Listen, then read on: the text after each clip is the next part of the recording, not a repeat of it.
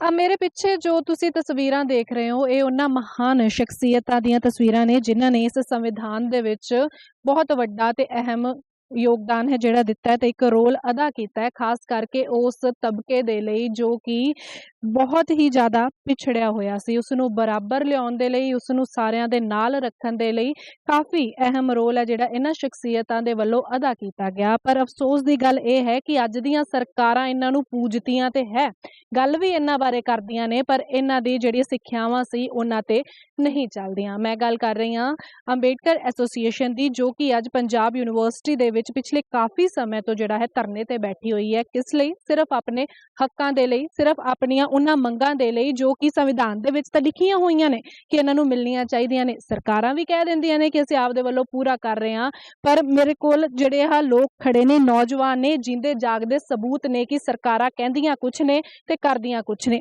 ਇਹਨਾਂ ਤੋਂ ਜਾਣਦੇ ਹਾਂ ਇਹਨਾਂ ਦੀ ਕੀ ਦਿੱਕਤ ਹੈਗੀ ਹੈ ਤੇ ਕਿਉਂ ਇਹ ਹੁਣ ਆਪਣੀ ਯੂਨੀਵਰਸਿਟੀ ਦੇ ਵੀਸੀ ਦਫ਼ਤਰ ਦੇ ਬਾਹਰ ਜਿਹੜਾ ਬੈਠਣ ਵਾਸਤੇ ਮਜਬੂਰ ਹੋਏ ਨੇ।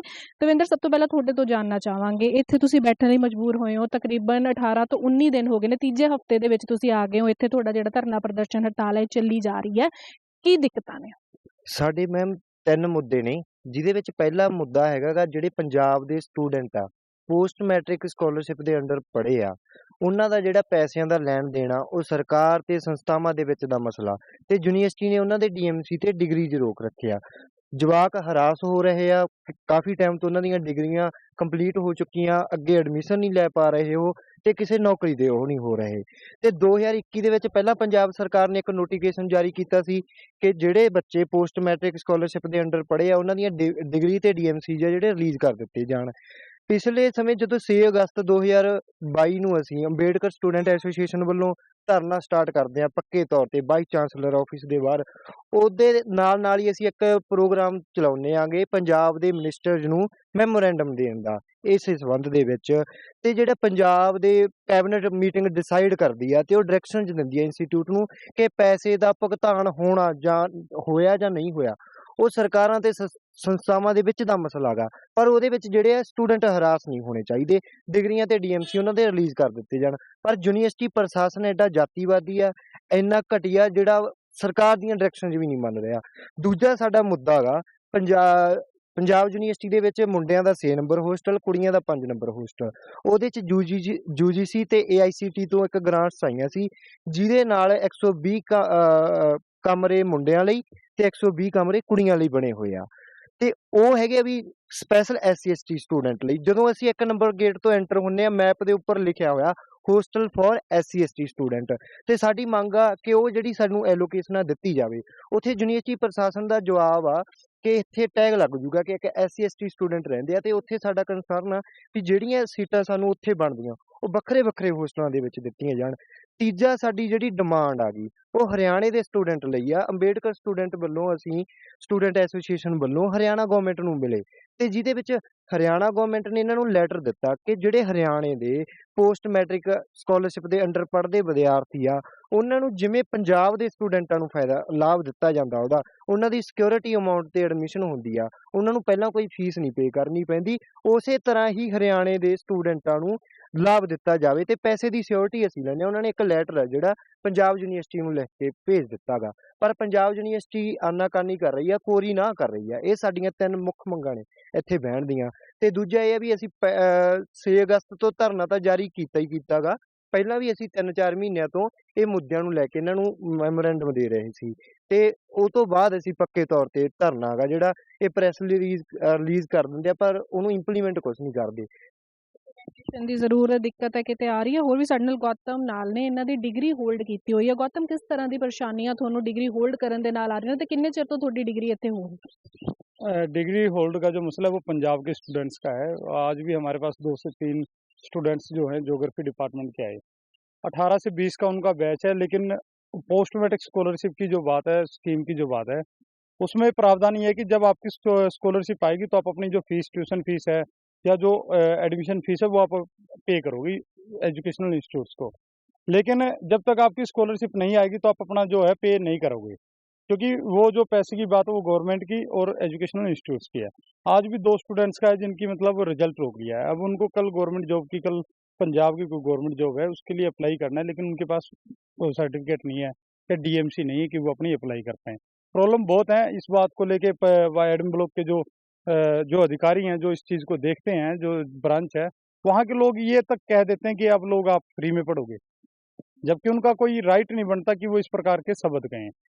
इस चीज़ को लेके भी हमने वाइस चांसलर साहब के जो मतलब सेक्रेटरी साहब हैं doctor Kashmir Singh, associate DSW doctor Ashok, DSW जो डॉक्टर जगतार सिंह, इसके बाद में एससी एसटी सेल के जो कोऑर्डिनेटर हैं डॉक्टर अनिल, इन सब के साथ हमारी मीटिंग भी हुई है। एफडीओ साहब का तो सीधा एक कहना है कि भाई जब तक हमें तो पैसे से मतलब, आप हमें पैसा दो। अब पैसे का मतलब हमारे से नहीं है ना, वो तो गवर्नमेंट की पॉलिसी है। अब हमने अपने घर बैठ के कोई पॉलिसी तो बनाई नहीं कि भाई हम आपको पे कर देंगे, या तो हमने उनको कहा कि अगर आपको प्रॉब्लम है कि भाई आप मतलब हमें डिग्री नहीं दे रहे तो आप हमें लिख के दे दो। वो हमें लिख के भी नहीं दे रहे। उन्होंने कहा कि भाई हमारे इतने पैसे हैं, हमने कहा जी आप हमें लिख के दे दो कि भाई पंजाब के जो स्टूडेंट है वो कितने नंबर ऑफ स्टूडेंट्स कितने हैं जिनकी डिग्री होल्ड है, और टोटल अमाउंट कितनी है जो पोस्ट मैट्रिक स्कॉलरशिप की जो आपने पंजाब गवर्नमेंट से लेनी है। लेकिन वो यूनिवर्सिटी के पास हमें अब तक कोई भी लिखित में किसी भी प्रकार का डाटा नहीं दिया गया। ਪਰ ਸਰਕਾਰ ਦੀ ਜੇਕਰ ਗੱਲ ਕੀਤੀ ਜਾਏ ਤਾਂ ਕੈਬਨਿਟ ਮੀਟਿੰਗ ਦੇ ਵਿੱਚ ਬਕਾਇਦਾ ਪੰਜਾਬ ਸਰਕਾਰ ਨੇ ਇਸ ਦੀ ਨੋਟੀਫਿਕੇਸ਼ਨ ਵੀ ਜਾਰੀ ਕੀਤੀ ਸੀ ਕਿ ਕਿਸੇ ਵਿਦਿਆਰਥੀ ਨੂੰ ਹਰਾਸ ਨਹੀਂ ਕੀਤਾ ਜਾਏਗਾ ਤੇ ਉਹਨਾਂ ਦੀ ਜਿਹੜੀ ਡਿਗਰੀਆਂ ਹੈਗੀਆਂ ਉਹ ਪਹੁੰਚਦੀਆਂ ਕਰ ਦਿੱਤੀਆਂ ਜਾਣਗੀਆਂ, ਜਾਂ ਫਿਰ ਉਹਨਾਂ ਦਾ ਜਿਹੜਾ ਫੰਡ ਹੈਗਾ ਉਹ ਰਿਲੀਜ਼ ਕਰ ਦਿੱਤਾ ਜਾਏਗਾ, कि इसका भी कोई असर नहीं होया? बिल्कुल इनके ऊपर किसी भी प्रकार का कोई भी असर नहीं हुआ, क्योंकि ये कहते हैं कि गवर्नमेंट तो कुछ भी अपना लिख के लेटर डाल देती है। ये शब्द एफडीओ के हैं। 15/1/2021 को पंजाब गवर्नमेंट की तरफ से एक लेटर इशू हुआ जो वाइस चांसलर साहब के नाम, जिसमें स्पेशल लिखा गया कि आप किसी भी बच्चे की डिग्री और डीएमसी नहीं रोकोगे और बगैर किसी अंडरटेकिंग के आप उनको जो है वो अपना दे देंगे। अभी 9 तारीख को हम जो वेलफेयर जो कमेटी होती है विधानसभा की, वहाँ पे हमारे अम्बेडकर स्टूडेंट एसोसिएशन का प्रतिनिधित्व मंडल गया। वहाँ हमारी बात हुई, मैडम बलजीत कौर जो वेलफेयर मिनिस्टर हैं उनसे बात हुई। 10 तारीख को जो फाइनेंस मिनिस्टर पंजाब के चिम्मा जी, उनसे हमारी मुलाकात हुई।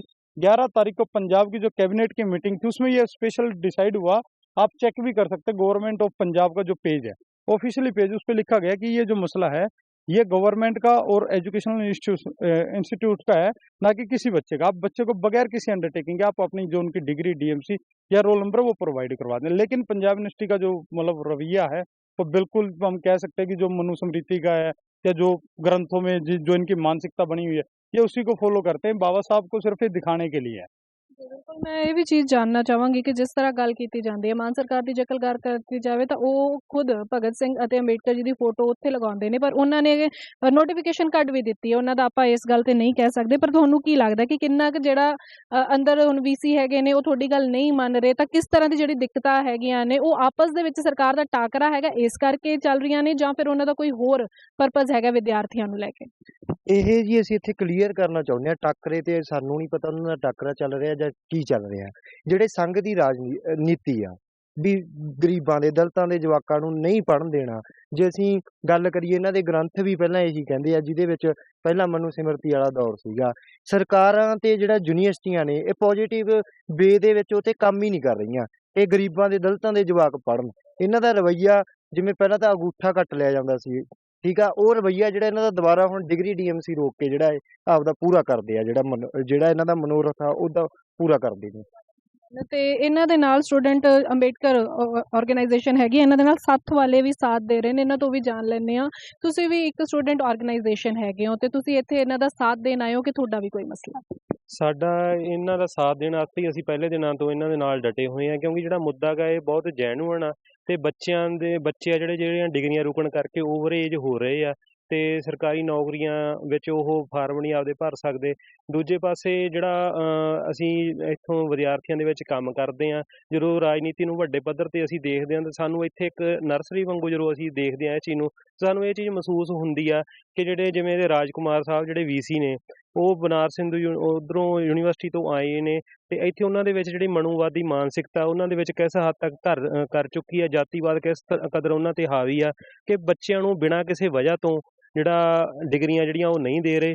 ਦੂਜੇ ਪਾਸੇ ਜਿਵੇਂ ਆਪਾਂ ਪਹਿਲਾਂ ਮਾਨ ਸਰਕਾਰ ਦੀ ਵੀ ਗੱਲ ਕੀਤੀ ਕਿ ਨੋਟੀਫਿਕੇਸ਼ਨ ਕੱਢਿਆ ਜਾ ਚੁੱਕਿਆ ਹੈਗਾ, ਉਹਦੇ ਬਾਵਜੂਦ ਵੀ ਇਸ ਪੰਜਾਬ ਸਰਕਾਰ 'ਤੇ ਵੀ ਸਵਾਲ ਉੱਠਦੇ ਆ ਕਿ ਉਹ ਚੰਡੀਗੜ੍ਹ ਤੇ ਪੰਜਾਬ ਯੂਨੀਵਰਸਿਟੀ 'ਤੇ ਆਪਦਾ ਦਾਅਵਾ ਠੋਕਦੇ ਆ ਇੱਥੋਂ ਦੇ ਜਿਹੜੀ ਸੈਨੇਟ ਦੇ ਉਹ ਮੈਂਬਰ ਵੀ ਨੇ, ਅੱਜ ਤੱਕ ਕਦੇ ਉਹਨਾਂ ਨੇ ਕੋਈ ਮੀਟਿੰਗ ਅਟੈਂਡ ਨਹੀਂ ਕੀਤੀ। ਆਪ ਉਹ ਸ਼ਿਮਲੇ 'ਚ ਜਾ ਕੇ ਘੁੰਮਦੇ ਫਿਰਦੇ ਆ ਤੇ ਬੱਚਿਆਂ ਦਾ ਇੱਥੇ ਬੁਰਾ ਹਾਲ ਆ। ਯੂਨੀਵਰਸਿਟੀ ਆ ਜਿਹੜੀ ਉਹਨਾਂ ਦਾ ਨੋਟੀਫਿਕੇਸ਼ਨ ਵੀ ਮੰਨਣ ਨੂੰ ਤਿਆਰ ਨਹੀਂ, ਤੇ ਜਿੱਥੋਂ ਉਹ ਕਹਿੰਦੇ ਆ ਵੀ ਅਸੀਂ ਪੰਜਾਬ ਦੇ ਮੁੱਦਿਆਂ ਪ੍ਰਤੀ, ਪੰਜਾਬ ਦੇ ਚੰਡੀਗੜ੍ਹ ਦੇ ਦਾਅਵੇ ਤੇ, ਪੰਜਾਬ ਯੂਨੀਵਰਸਿਟੀ ਦੇ ਦਾਅਵੇ ਤੇ ਜਦੋਂ ਅਸੀਂ ਸੀਰੀਅਸ ਆ ਤਾਂ ਇਹ ਸੀਰੀਅਸਨੈਸ ਸਾਨੂੰ ਦਿਖਦੀ ਕਿਉਂ ਨਹੀਂ? ਉਹ ਸ਼ਿਮਲੇ ਦੇ ਵਿੱਚ ਬੈਠੇ ਆ, ਘੁੰਮਦੇ ਫਿਰਦੇ ਆ, ਇੱਥੇ ਕਦੇ ਯੂਨੀਵਰਸਿਟੀ ਆ ਕੇ ਬੱਚਿਆਂ ਦਾ ਪੱਖ ਨਹੀਂ ਦੇਖਿਆ, ਕਿਸੇ ਮੀਟਿੰਗ 'ਚ ਉਹਨਾਂ ਨੇ ਅਟੈਂਡ ਨਹੀਂ ਕੀਤੀ। ਸਿੱਖਿਆ ਮੰਤਰੀ ਵੀ ਜਿਹੜਾ ਹੁੰਦਾ ਗਾ ਉਹ ਇੱਥੇ ਸੈਨੇਟ ਦਾ ਮੈਂਬਰ ਹੁੰਦਾ ਗਾ, ਉਹਨਾਂ ਨੇ ਕਦੇ ਕੋਈ ਮੀਟਿੰਗ ਨਹੀਂ ਅਟੈਂਡ ਕੀਤੀ। ਫਿਰ ਉਹ ਸੀਰੀਅਸਨੈਸ ਸਾਨੂੰ ਕਿਵੇਂ ਪਤਾ ਲੱਗੂ ਕਿ ਉਹ ਸੀਰੀਅਸ ਆ? ਕੱਲਾ ਨੋਟੀਫਿਕੇਸ਼ਨ ਕੱਢਣ ਨਾਲ ਕੁਛ ਨਹੀਂ ਹੋਣਾ, ਉਹਨੂੰ ਇੱਥੇ ਆ ਕੇ ਲਾਗੂ ਵੀ ਕਰਵਾਉਣਾ ਪੈਣਾ, ਕਿਉਂਕਿ ਇਹ ਸ਼ਰੇਆਮ ਕਹਿ ਰਹੇ ਆ ਕਿ ਅਸੀਂ ਨਹੀਂ ਮੰਨਦੇ ਗੇ ਨੋਟੀਫਿਕੇਸ਼ਨ ਨੂੰ। ਸਰਕਾਰ ਤਾਂ ਕੁਛ ਵੀ ਕਹਿੰਦੀ ਰਹਿੰਦੀ ਆ। ਸਰਕਾਰ ਨੂੰ ਲੈ ਕੇ ਵੀ ਸਵਾਲ ਚੁੱਕੇ ਜਾ ਰਹੇ ਨੇ ਵਿਦਿਆਰਥੀਆਂ ਨੂੰ ਲੈ ਕੇ। ਇੱਕ ਚੀਜ਼ ਤੁਸੀਂ ਹੋਰ ਦੱਸੋ, 3 ਹਫ਼ਤੇ ਦਾ ਸਮਾਂ ਜਿਹੜਾ ਤੁਹਾਨੂੰ ਹੋ ਚੱਲਿਆ ਹੈ ਇੱਥੇ, ਹੁਣ ਇਸ ਤਰ੍ਹਾਂ ਸਟਰਗਲ ਕਰਦੇ ਹੋਏ, ਇਸ ਤਰ੍ਹਾਂ ਪ੍ਰਦਰਸ਼ਨ ਕਰਦੇ ਹੋਏ, ਅੱਗੇ ਦਾ ਕੀ ਸਟੈਪ ਰਹਿਣ ਵਾਲਾ? ਕਿ ਜਦੋਂ ਤੱਕ ਸਰ ਤੁਹਾਡੀ ਗੱਲ ਹੈ ਅੰਦਰੋਂ VC ਵੱਲੋਂ ਨਹੀਂ ਮੰਨੀ ਜਾਂਦੀ ਹੈ, ਤੁਹਾਨੂੰ ਡਿਗਰੀਆਂ ਨਹੀਂ ਮਿਲਦੀਆਂ, ਇਸੇ ਤਰ੍ਹਾਂ ਇੱਥੇ ही डटे रहूँगे?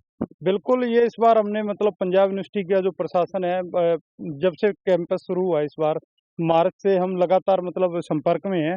इससे पहले भी हमारा ऑर्गेनाइजेशन जो है 2001 से यहाँ काम कर रहा है। हम समय समय पे जो दलित, पिछड़े, अनुसूचित जाति या फिर ट्राइबल्स या फिर कोई भी विद्यार्थी जो मतलब जिनके साथ धक्का होता है उनके साथ हमेशा खड़े हैं। हम मार्च से लगातार मतलब यूनिवर्सिटी के संपर्क में है। 3 से 4 बार हमारा पहले भी यहाँ प्रोटेस्ट हुआ है, और लास्ट टाइम का जो हमारा प्रोटेस्ट था वो 2 दिन का था, जिसमें हमें आश्वासन दिया गया था कि हम 1 हफ्ते में जो है आपकी जो डिमांड है वो हम पूरी कर देंगे। लेकिन इस बार हम पूर्ण रूप से तय करके बैठेंगे, जब तक हमारी जो डिमांडें हैं, 3 डिमांडों की जो बात हुई है, जब तक वो हमें लिखित में नहीं देते हम नहीं उठेंगे। और इसके बाद जो हरियाणा का मुद्दा था, हरियाणा के मुद्दे में 14/12/2021 को हरियाणा गवर्नमेंट ने लेटर भी पंजाब यूनिवर्सिटी के vice chancellor doctor Rajkumar ji के नाम इशू किया कि आप सेम जो स्कीम है वो इम्प्लीमेंट करें हरियाणा के शेड्यूल कास्ट के बच्चों की। लेकिन यहाँ के जो मतलब अधिकारी हैं उनका ये कहना है कि हमारे पास आर्थिक तंगी के कारण हम इम्प्लीमेंट नहीं कर पाएंगे। लेकिन इस बार हम भी ये डटे हुए हैं और बिल्कुल इस धरने को हम लंबा भी चलाएंगे। ये आंदोलन है, आंदोलन कभी मरता नहीं, हम लंबा चलेंगे, चाहे एक हमारा साथी बैठे चाहे 10 बैठे, हम अपनी ड्यूटियां लगाएंगे। लेकिन इस बार पंजाब यूनिवर्सिटी जो प्रशासन की जो मानसिकता है उसको हम जड़ से उखाड़ फेंकेंगे।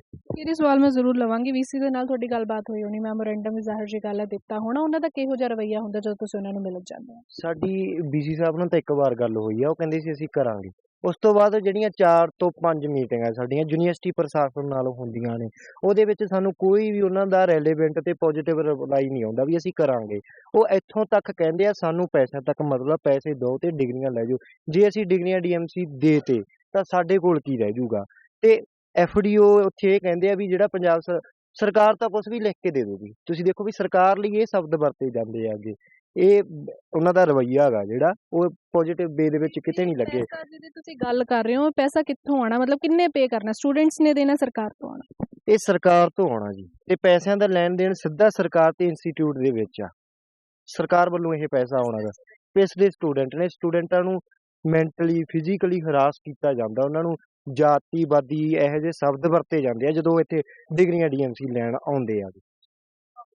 ਇਹ ਸਨ ਸਾਡੇ ਨਾਲ ਅੰਬੇਡਕਰ ਸਟੂਡੈਂਟ ਐਸੋਸੀਏਸ਼ਨ ਦੇ ਸਟੂਡੈਂਟਸ, ਜਿਨ੍ਹਾਂ ਦੇ ਵੱਲੋਂ ਧਰਨਾ ਲਗਾਇਆ ਗਿਆ VC ਦਫ਼ਤਰ ਦੇ ਬਾਹਰ। ਤੁਸੀਂ ਗੱਲਾਂ ਵੀ ਸੁਣੀਆਂ ਇਹਨਾਂ ਦੀਆਂ, ਦੇਖਿਆ ਕਿ ਜਿਹੜਾ ਯੂਨੀਵਰਸਿਟੀ ਪ੍ਰਸ਼ਾਸਨ ਹੈ ਉਹ ਵੀ ਇਨਵੋਲਵ ਹੈ, ਪੰਜਾਬ ਸਰਕਾਰ ਉਹ ਵੀ ਇਨਵੋਲਵ ਹੈ। ਹਾਲਾਂਕਿ ਸਰਕਾਰ ਦੇ ਵੱਲੋਂ ਜਿਹੜੀ ਨੋਟੀਫਿਕੇਸ਼ਨਸ ਨੇ ਉਹ ਵੀ ਕੱਢ ਦਿੱਤੀਆਂ ਗਈਆਂ ਨੇ। ਉੱਧਰ ਦੂਜਾ ਸੈਂਟਰ ਸਰਕਾਰ ਦੀ ਗੱਲ ਕਰ ਲਿੱਤੀ ਜਾਵੇ ਤਾਂ ਉਹਨਾਂ ਵੱਲੋਂ ਵੀ ਜਿਹੜੀ ਕਲੀਅਰ ਕੱਟ ਨੋਟੀਫਿਕੇਸ਼ਨਸ ਇਹਨਾਂ ਵਿਦਿਆਰਥੀਆਂ ਨੂੰ ਲੈ ਕੇ ਹੈਗੀਆਂ ਨੇ ਕਿ ਇਹਨਾਂ ਦੀ ਡਿਗਰੀਆਂ ਨਹੀਂ ਰੋਕੀਆਂ ਜਾ ਸਕਦੀਆਂ। ਪਰ ਫਿਰ ਵੀ ਤੁਸੀਂ ਦੇਖੋ ਕਿ ਕਿਸ ਤਰ੍ਹਾਂ ਇੱਕ ਦੂਜੇ ਦੇ ਨਾਲ ਹੀ ਜਿਹੜਾ ਪ੍ਰਸ਼ਾਸਨ ਹੈ ਤੇ ਨਾਲ ਸਰਕਾਰ ਹੈ, ਉਹਨਾਂ ਦੇ ਆਪਸ ਦਾ ਜਿਹੜਾ ਲੈਣ ਦੇਣ ਹੈ ਉਹ ਵਿਦਿਆਰਥੀਆਂ ਦੇ ਉੱਤੇ ਕਿਸ ਤਰ੍ਹਾਂ ਭਾਰੀ ਪੈ ਰਿਹਾ। ਕਿਉਂਕਿ ਇੱਕ ਪਾਸੇ ਜਿੱਥੇ ਉਹ ਫੰਡ ਨਹੀਂ ਰਿਲੀਜ਼ ਕਰ ਪਾ ਰਹੇ ਜਾਂ ਫਿਰ ਜੋ ਵੀ ਕਾਰਨ ਰਹੇ ਆ, ਪਰ ਵਿਦਿਆਰਥੀ ਨੇ ਜਿਹੜੇ ਉਹ ਅੱਗੇ ਜਾ ਕੇ ਨਾ ਤਾਂ ਜੌਬਸ ਲੈ ਸਕਦੇ ਆ, ਨਾ ਡਿਗਰੀਆਂ ਇੱਥੋਂ ਲੈ ਸਕਦੇ ਆ, ਤੇ ਨਾ ਅੱਗੇ ਕਿਤੇ ਐਡਮਿਸ਼ਨ ਲੈ ਸਕਦੇ ਆ। ਤੇ ਇਹਨਾਂ ਦੇ ਵੱਲੋਂ ਲਗਾਤਾਰ ਤੀਜੇ ਹਫ਼ਤੇ ਦੇ ਵਿੱਚ ਇਹ ਜਿਹੜਾ ਧਰਨਾ ਪ੍ਰਦਰਸ਼ਨ ਹੈਗਾ ਯੂਨੀਵਰਸਿਟੀ ਦੇ ਵਿੱਚ ਕੀਤਾ ਜਾ ਰਿਹਾ। ਹੁਣ ਦੇਖਣਾ ਹੋਏਗਾ ਕਿ ਕਦੋਂ ਸਰਕਾਰ ਅਤੇ ਪ੍ਰਸ਼ਾਸਨ ਦੇ ਕੰਨ ਤੇ ਜੂੰ ਰਿੰਗੇਗੀ ਤੇ ਵਿਦਿਆਰਥੀ ਇਸ ਜਗ੍ਹਾ ਤੋਂ ਉੱਠ ਕੇ, ਯਾਨੀ ਕਿ ਧਰਨੇ ਵਾਲੀ ਥਾਂ ਤੋਂ ਉੱਠ ਕੇ ਆਪਣੀ ਕਲਾਸਾਂ ਦੇ ਵਿੱਚ ਮੌਜੂਦ ਨਜ਼ਰ ਆਉਣਗੇ। ਵੀਡੀਓ ਜਰਨਲਿਸਟ ਅਨਿਲ ਦੇ ਨਾਲ दैनिक सवेरा TV ਦੇ ਲਈ ਚੰਡੀਗੜ੍ਹ ਤੋਂ ਹਰਸਿਮਰਤ। ਬਾਬਾ ਯਾਮੀਨ ਬੰਗਾਲੀ ਗੋਲਡ ਮੈਡਲਿਸਟ ਤੁਹਾਡੇ ਸ਼ਹਿਰ 'ਚ ਪਹਿਲੀ ਵਾਰ ਅਦਭੁਤ ਸ਼ਕਤੀ ਚਮਤਕਾਰ ਵੇਖੋ। ਦੇਸ਼ ਵਿਦੇਸ਼ 'ਚ ਬੈਠੇ ਸਾਨੂੰ WhatsApp ਤੇ ਵੀ ਕਾਲ ਕਰ ਸਕਦੇ ਨੇ। ਘਰ ਬੈਠੇ 11 ਮਿੰਟਾਂ 'ਚ 101% ਗਰੰਟੀ ਨਾਲ ਸਮਾਧਾਨ। ਵਸ਼ੀਕਰਨ ਅਤੇ ਮੁਟਕਰਨੀ ਦੇ ਮਾਹਿਰ ਸਭ ਤੋਂ ਪਹਿਲਾਂ ਕੰਮ ਕਰਨ ਦਾ ਵਾਅਦਾ। ਨੌਕਰੀ, ਪ੍ਰਮੋਸ਼ਨ, ਕਾਰੋਬਾਰ 'ਚ ਪਰੇਸ਼ਾਨੀ, ਘਰ 'ਚ ਝਗੜਾ, ਬਰਕਤ, ਔਲਾਦ ਕਹਿਣੇ ਤੋਂ ਬਾਹਰ ਹੋਣਾ, ਕੋਰਟ ਕੇਸ, ਤਲਾਕ, ਪ੍ਰਾਪਰਟੀ ਡਿਸਪਿਊਟ, ਗੁਪਤ ਰੋਗ, ਪੁਰਾਣਾ ਦਰਦ, ਪਤੀ ਪਤਨੀ ਚੰਬਨ, ਜਾਦੂ ਟੋਣਾ, ਮਨਮੋਹਣੀ ਵਸ਼ੀਕਰਨ ਕਰਵਾਉਣਾ ਜਾਂ ਤੁੜਵਾਉਣਾ, ਸੌਤਨ ਦੁਸ਼ਮਣ ਤੋਂ ਛੁਟਕਾਰਾ ਸਦਾ ਲਈ, ਰੁੱਸੇ ਨੂੰ ਮਨਾਉਣਾ ਪਿਆਰ ਮੁਹੱਬਤ। ਬਾਬਾ ਯਾਮੀਨ ਬੰਗਾਲੀ 9645303221।